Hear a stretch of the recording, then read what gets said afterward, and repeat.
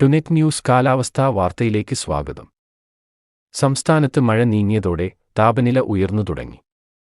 കഴിഞ്ഞ ഏതാനും ദിവസങ്ങളായി സംസ്ഥാനത്ത് ഒറ്റപ്പെട്ട സ്ഥലങ്ങളിൽ സാധാരണയേക്കാൾ 2 മുതൽ 3 വരെ ഡിഗ്രി താപനില വർദ്ധിക്കുന്ന സാഹചര്യമാണ് നിലവിലുള്ളത്.